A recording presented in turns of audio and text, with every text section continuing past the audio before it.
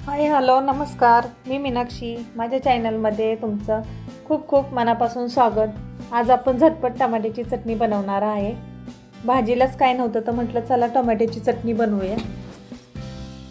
तर 2 चमचे तेल टाकून आहे ना टोमॅटो त्याच्यामध्ये चांगले फ्राय करून घेतले आणि खूप छान होते टमाट्याची चटणी अशी झटपट.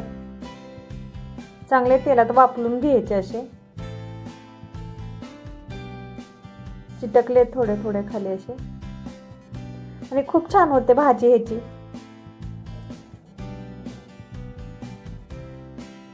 ह्याचं सारण पण बनवतात टोमॅटोचं असं मस्त. ह्याच्यामध्ये हिरवी मिरची, चिंच आणि हे टोमॅटो सगळे एकत्र मिक्सरला बारीक करायचे लसूण वगैरे टाकून आणि नंतर जिरी मोहरीची लसणाची फोडणी द्यायची, थोडंसं कोकम टाकायचं आणि खूप छान ह्याचं सूप पण होतं.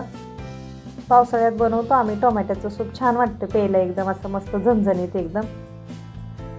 हे टोमॅटो चांगले आपले शिजलेत बघा. नंतर मग हे असे मी मॅश करून घेतले चमच्याने आणि वरचे त्याचे साल काढून घेतले. हे त्याचं वरचं साल काढून घ्यायचं टोमॅटोचं.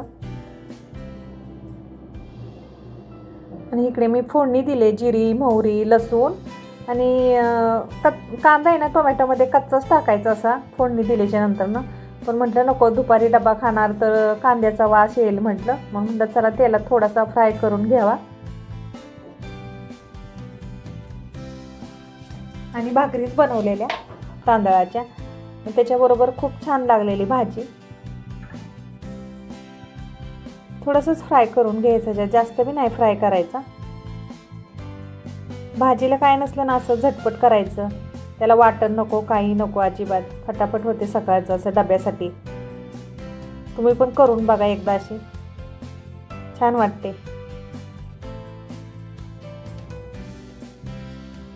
त्याच्यामध्ये थोडी हळद टाकून घेतली आणि तिखट टाकून घेतलं आणि चवीनुसार मीठ टाकून घेतलं.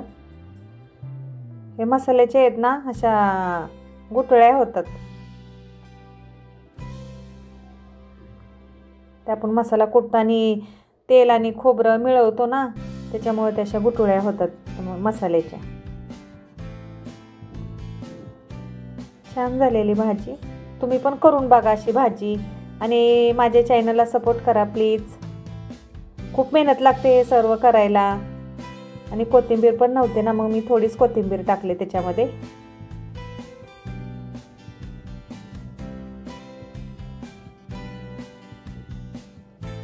झाली आपली चटणी तयार बघा.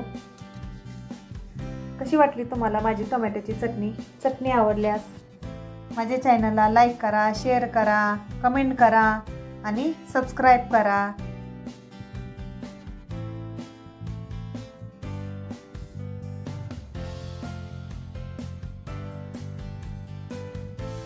तुम्ही पण अशी बनवा टोमॅटो चटणी